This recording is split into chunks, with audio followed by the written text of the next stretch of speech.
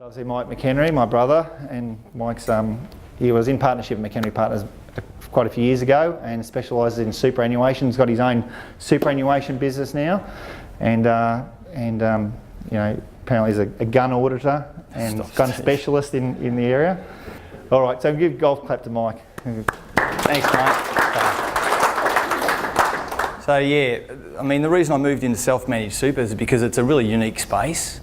There's heaps of flexibility with it, and in 2011 I sold out of the business with Steve, and in that time we did a few hundred funds and it grew and grew. So we do about 3,000 funds now Australia-wide for accounting firms. So my client base are accountants. They have their clients like you have a self-managed fund, and every fund under the regulations have to be audited, and that's what we do. So it sounds like a choice of, do you go to work and poke your eyeballs out with a knit needle, or do you stay at home and have some fun? It's actually not that bad. We have a bit of a giggle, but I'm going to try to keep this pretty light, and the reason is I don't want to get stuck into the compliance. So what people do with their super funds in terms of investments, it doesn't bother me. It has nothing to do with me. All we worry about is the flexibilities and strategies you can do with a self-managed fund that you can't do in another fund. Okay, and so I've put examples with some strategies around property because it's topical for tonight. Okay, so what is superannuation, specifically a self-managed super fund, the benefits of having one, a self-managed super fund, and having property in self-managed super. So firstly, what's superannuation? A lot of people think that when you put money into superannuation, you're actually making an investment. Well, you're not. It's a structure. Okay, like a company is a structure, a trust is a structure, a self-managed super fund is a trust structure. That's all it is. And then when the money's in there, under that name, then you make investments, shares, direct property, indirect property, okay, cash equivalents. You can do anything you like in there within reason, provided it's investment based. So it's not an investment, that's the first thing. It's just a tax structure, and that's all it is, okay? The reason super is attractive to people is because there's a concession when your money goes in there. The earnings when it's in super are taxed at 15 cents in the dollar. So it's got a little bit of a ring to it. So as you build up your balance in super and it invests and you generate a return, the earnings are only taxed at 15 cents in the dollar. So that's the appeal, with a few other little tricks which we'll go through. What's the purpose of super? Well, the specific purpose, and it's in the legislation, it says what you do with your super fund is for the sole purpose of the future benefit of the members. Okay, so if you are running your self-managed super fund and you're seen to be getting a benefit today and doing things that gives you a benefit today, accessing money, strict rules around that. So you can't do it if your money's in a C bus or an industry fund or a public sector fund.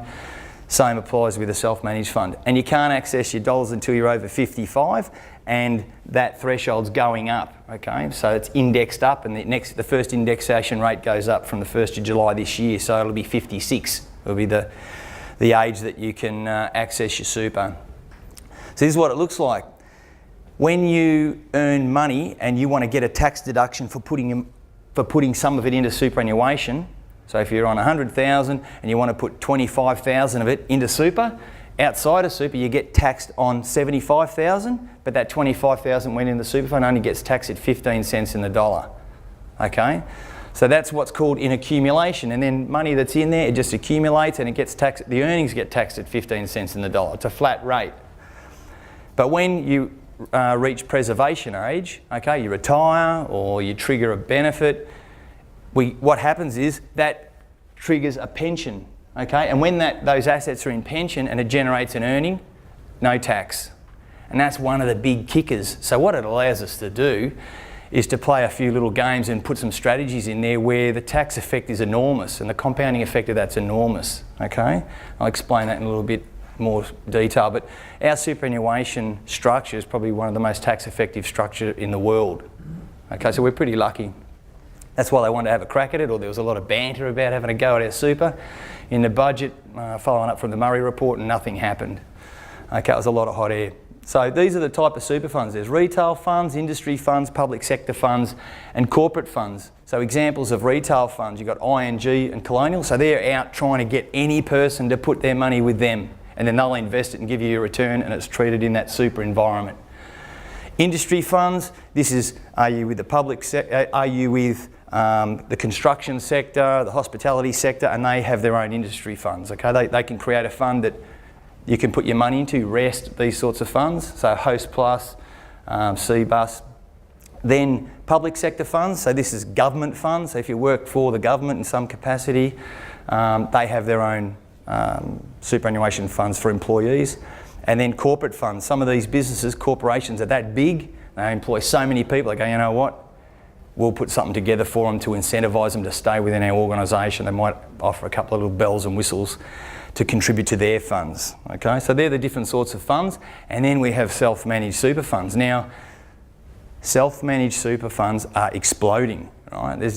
They're taking off like a rocket ship. And the big question that you should ask is, well, why is that? Like, why are self-managed super funds so popular? Why wouldn't you just stick your money in one of these other four? They sound like they've got a bit of razzle and a hint of dazzle to them, so maybe I should do that. To give you an idea of the size of the self-managed super fund sector, it's the largest category of super in Australia. It's 31.5% of total superannuation. So you combine the other four, self-managed super fund sector is huge. So the government's saying this is getting so big and all these self-managed super funds are ran by mums and dads, holy moly, we better put some structure around this bad boy because people's future retirements could explode if people don't do the right thing, okay? They're not governed, they're worried about the governance around it. So then they say everything's got to be ordered by a bloke like me. At June 2014, there were 550,000 funds and they're growing at 2,000 to 3,000 funds a month in Australia. Okay, they're Australian funds. 557 billion of assets. Back in 2006, so 9 years ago, there was less than 250 billion in assets in self-managed super. So it's doubled, and they reckon that there'll be about $1 trillion. Okay, the punters are saying that they're forecasting $1 trillion worth of net assets in self-managed super by 2020. So it's just going back double, double, double. This is what's happening, and that's because of growth in super and also the number of self-managed funds. That's what's happening. And the average size of a self-managed super fund is just over $1 million. Okay, and these stats are from core data. So it's pretty big. Some of the structural things, you can only have 4 people in a self-managed fund. So it's generally what we see, it's mum and dad. And if it's not mum and dad, it's mum and dad, and it can be some unrelated party or an adult child, they get the kids involved. I'll explain why. Each member of the fund has to be a trustee, so you've got to manage and make decisions around what you do with that money. It has to pass a sole purpose test, and that's what I said before. Some people set up a self-managed fund and they think, how good's this?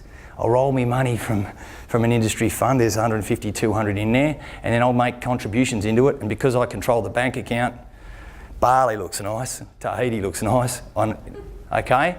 So this sort of shenanigans can happen, and there's a lot of governance around that, so it's just got to make sure we're actually using the fund for the right reason.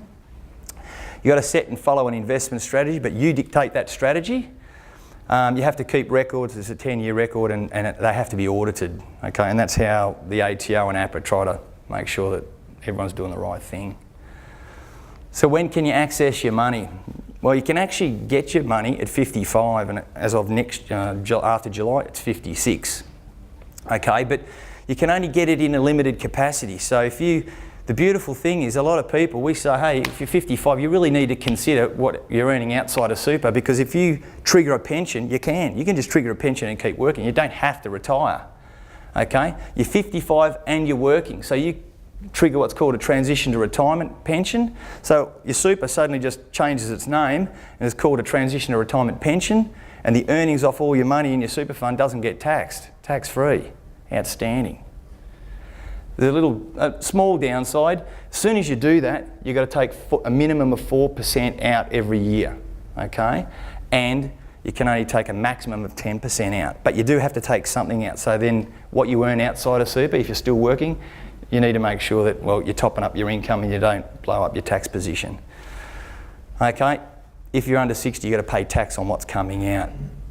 Or, next part is, retire after preservation age. So you're 55 and you say, you know what, roll the sleeves, I'm DUN done. I went to spelling down at East Tech, but it's not there anymore.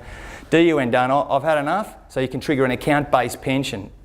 So again, your money's in accumulation, they changed the name of it, it's now a pension, you're not paying any tax on the earnings out of your super fund. Okay, so if you've got $1 million in there, earning 10%, 100,000 a year of earnings, zero tax, okay? You have to take a minimum of 4% out, but there's no limit on how much you can take out on the upside once it's an account-based pension. All right? And then you reach age 65, you don't even have to retire. You can just trigger a pension, you can just pull money out. Okay? You don't have to be retired. All right, so there's some real benefits with, and this applies to any superannuation, but this is where self-managed super funds get a little bit, well, they've got a distinct advantage, okay? And these are some of the benefits that I see. There's a lot more, but I've got to simplify this, okay? First thing is, because it's your super fund, it's your money, you actually choose what you want to do with it. You get to engage with your super, you've got the flexibilities of what you want to do with your super. That's the first thing.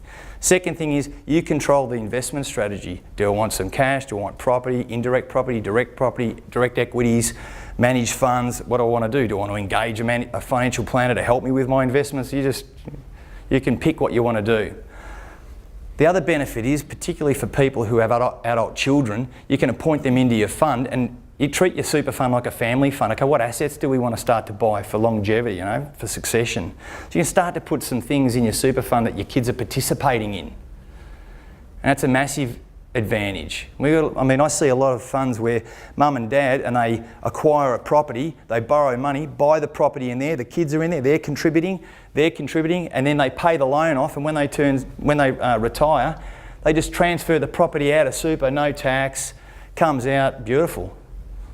And the kids have helped them do that, and to supplement the kids, they can just make a contribution in on behalf of the kids. Stop it. Okay, so you can hold direct property in self-managed funds, you can borrow money, okay, so you can actually leverage. So all the things that Steve was talking about, you can do that in a self-managed super fund. Do it in your own name, you can do it in a self-managed super fund. And the benefit, we'll show you what the numbers look like when you do that, just on the outgoing of selling that freehold. Use your super to buy into a business, and people go, well, Eddie, what do you mean you can use your super fund to buy into a business? Well, if you've got a self-managed super fund, you can actually use your money, you see your business, so long as the other partner isn't a related party, and you can make an acquisition of 50% of that business using your super fund money. Can't do that within an industry fund. Huh? That one? Controlling your tax, so you can dictate when you trigger a pension and when you want to be tax-free, so you've got flexibility around when you want to do that. You can also, when you die, people don't know, but if you've got a taxable portion in your super fund, which everyone in this room would have, you would only have taxable portion. When you drop dead, it's going to happen, we may as well just come clean. When that happens, you'll have a death benefit on the taxable portion of 15 cents in the dollar, which people aren't even aware of. Well, with a self-managed super fund, you can actually rotate your money and just flush all that out over time. So when you do drop dead, because it's going to happen, there's more money from a succession point of view to the family. Okay, and you can choose, when you die, you have your will, what's out of super, and what's in super has got nothing to do with your estate. You can dictate who gets that. You can say, I want it to go into my estate and be split with under the terms of my will, or you can dictate out of the super fund how you want that money to go. Okay, so is it right for you? Well, this is public offer funds, okay? So some of the funds we spoke about earlier, generally they've got a management fee of having your money in there of about 1%, and there's an admin fee of 1%. Okay, the management fees are the people who are telling or dictating where your money gets invested, and the admin fees to say that's what your balance has gone down by or up by, okay? So with a public alpha fund, there's your percentage on 100,000 balance, 250 balance, or 500,000 balance, 1%, okay? Self-managed super fund, well, you don't pay a fund management fee. It's your fund, you're the one doing it, unless you engage a financial planner, and then you'd pay them. But you choose, okay? You make the choice as to what you want to invest in. And then you've just got your accounting and your audit fee. Okay, so to run it, it's going to cost you $2,000 to $3,000 a year to have it. All right, so the bigger the balance, it becomes really cost effective. All right, and SMSFs are generally fixed, the fee, but if there's a lot of complexity in your share trade or options trade, you can do all that in your super fund. If you start to get super sexy with that bad boy, the account's going to say, hey, this is taking me a week to get your accounts reconciled, and it might be a bit dearer.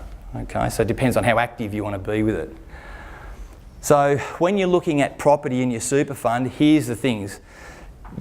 Don't play games with the structure. With self-managed super, if you're going to have a self-managed super fund, you make sure you toe the line and you follow the bouncing ball, because if you step outside the line, the consequences can be savage. Okay, so the tax office legislation went through Parliament in 2014. They brought in penalty provisions where if you breach certain penalty provisions, bang, 10 grand automatic penalty, just automatic.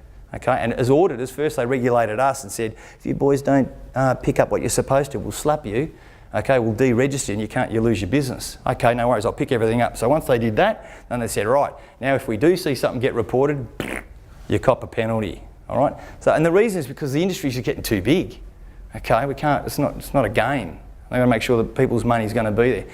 We recommend, and I know at McHenry's they do, is you should get your super fund deeds updated all the time, because when the legislation changes a bit, you've got to make sure you've got the flexibility to do what you want to do and you don't actually miss an opportunity because your deed's outdated. You should have a corporate trustee, because these penalty rules, you can have 4 individual trustees up to, okay? So if it gets a penalty, the maximum penalty is applied 4 times, 1, 2, 3, 4 to each of them. If you have a company, it's only applied once, and you just fight over who's going to pay it. All right, but we highly recommend that. When you invest, if you leverage into property, you have to have a holding trust. That's the law, and I'll explain that. You should have a corporate trustee with the holding trust, and these are schematics. You have to have an investment strategy, and you've got to get your finance approved before you buy a property. All right, because if you sign a contract, cooling off goes, you go to the bank and say, look, I'm a super fund, I want to borrow in that, and they go, nah, because all the banks have different criteria. If you don't meet the criteria and you can't settle on that property, you got yourself in some mischief. All right, so the cost of a leveraged structure is a little dearer, but the benefits are massive. Okay, when you're looking at residential property, you can't buy. So if you have, we get a lot of questions from people and they say, hey, I've got a property in my own name and I want to stick it in my super fund. My question is, who owns that residential property? They go, oh, me and my wife. Residential property, you can't transfer it into your super fund. You're not allowed to do it, okay? And if the super fund buys a residential property, you can't put any family members or related parties in it, okay? Because that defeats the sole purpose. Your super fund's buying stuff for you to use now. Super funds for a future benefit. Can't happen. The loan must be limited recourse. Okay, it's a specific sort of loan with a bear trust. But what that means is, so when you get a loan for a property in your name, they'll take security over the property and they'll take some guarantees from you, okay, and the assets you have are subject to recourse if you default on that loan. With a super fund, the loan has to be a non-recourse loan. In other words, they can only take the charge on the freehold of the property. That's their security. They can't go the super fund for its assets. So there's a nice little protection mechanism in there.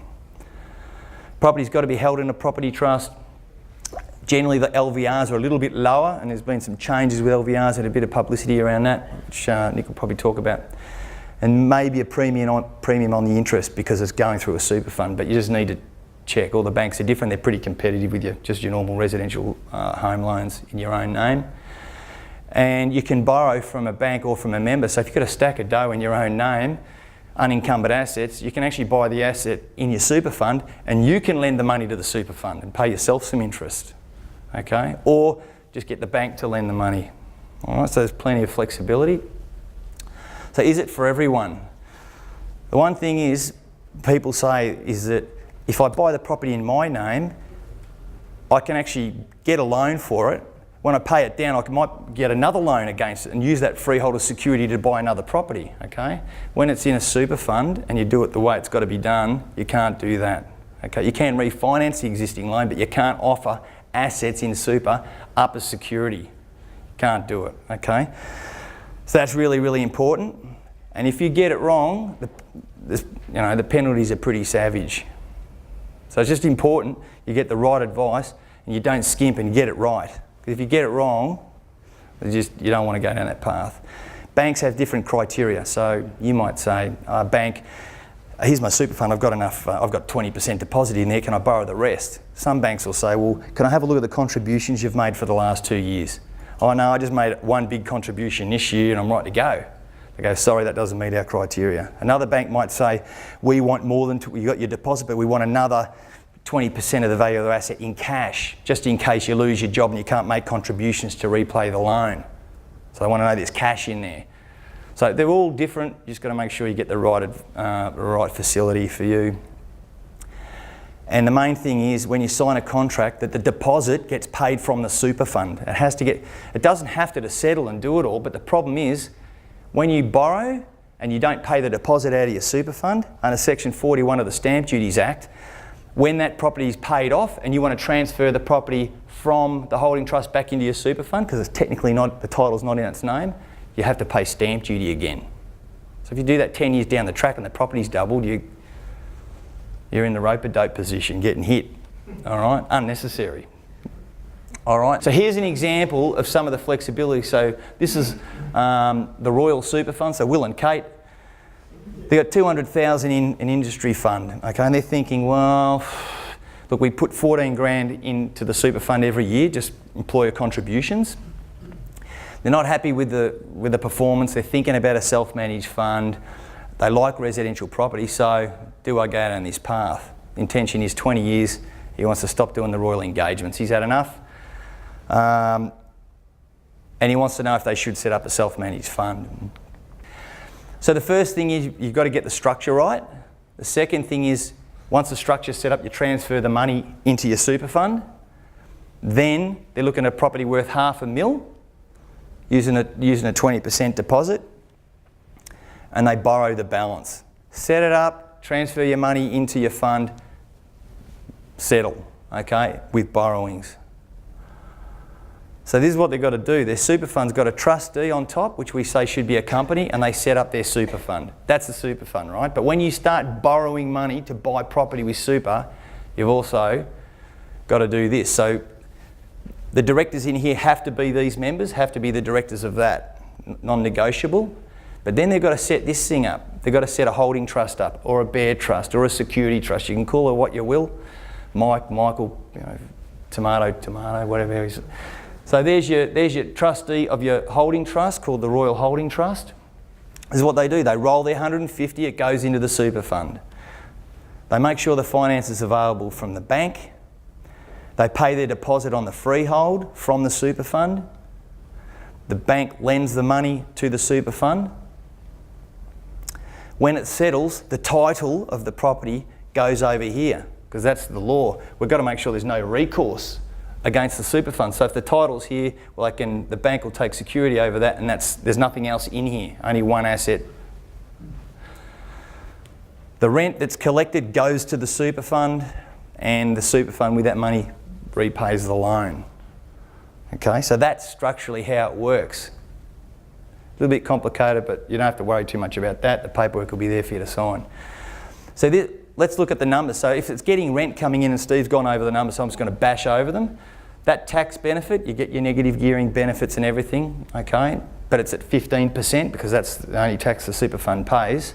And your outflows on 400,000 loan, expenses, and so your net outgoings after the tax benefit is 4,355. Now, often people say, hang on, this is running at a loss, which Steve spoke about. Even though it's only 15 cents in the dollar, there's still a loss. So how do you cover this?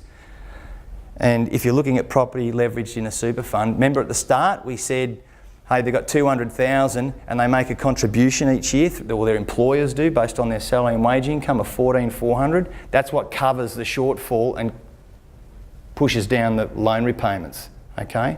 That's where it comes from. And then the other things Steve spoke about around valuation increases, rent going up, all that sort of stuff, that's how you discharge the debt eventually. Okay? So if there's a 7% compounding growth rate, I'm using these numbers based on doubling effect every 10 years, so the property was 500,000. If it doubled in 10 years and then doubled the next 10 years, let's just say for a giggle, they sell here. So the cost was 500 and they sold it for 2 million. How much have they made if they sell it for 2 million? Don't worry about costs. That less that, 1.5 mil, all right? 1.5 mil. Now, if it was in joint names, when they sell it, they would pay capital gains tax, rough numbers, of about $315,000 on the sale of that property, right, in their own names, okay? Because they've made this dirty big lump of money in 1 year. The average rate's about 42% because they're in the top marginal rate. They're just, you know, there's no separate tax called capital gains tax. Doesn't exist. Okay, there's only income tax, but we just need to know what is capital and what is income, because when we know what is capital, there's just a little concession. So it's just treated a bit differently, but it just lumps into your tax return. Okay, so they pay capital gains tax of $315,000, but if the property was in the super fund, they pay zero tax. So I think it's important, a lot of the marketing, these big institutions, they do these ones and get everyone, oh, look at that, you know. These two people, they started working at the same time on the same income, going down a slide, one guy's going up, one's going down. You think, man, you got on the wrong trolley. The point is, you've got so many flexibilities with self-managed super fund that this little bad boy doesn't give you, okay? Because you can invest in direct property, you can leverage in direct property, you can transfer assets out tax-free, you can engage in assets with your children. You know, like, it probably falls just short of a party trick. But you're not going to have them come out and say, look, we really think we're going really well. We've got a really fantastic investment management structure. You know, those self-managed super funds, they've probably got a couple of extra tricks in the bag. They're not going to tell you that. But having said that, it's your self-managed super fund, so it doesn't remove the fact you've still got to invest wisely. Otherwise, it's a waste of time. Would that be a fair point? So the takeaways are, you can hold direct property in your super fund. You can borrow in your super fund. You can even say, look, we're going to lend money to buy a whole massive parcel of shares, and that's one single asset, and you can do that. And then over time, make salary sacrifice and pay your own loan down. Tax-free there, pulling your money out there. Like, stop it. Stop it. You know, and that's equities, all right? You can transfer property out of your fund without any stamp duty as part of your pension payment. And when you're in pension, there's no tax on the earnings, and when you transfer it out, there's no tax. You can involve your family. When in pension phase, zero tax. And if you're over 60, your pension payments are tax-free. Okay? Not unique to self-managed super. Not unique to self-managed super. Unique to self-managed, unique to self-managed, unique to self-managed, unique to self-managed. Okay? And there's a heap of strategies that you'll glaze over. You'll be searching for knitting needles under your chair to drive into your eyeballs. All right, probably won't interest you. So there, hopefully you enjoyed that to make a serious topic a bit lighter.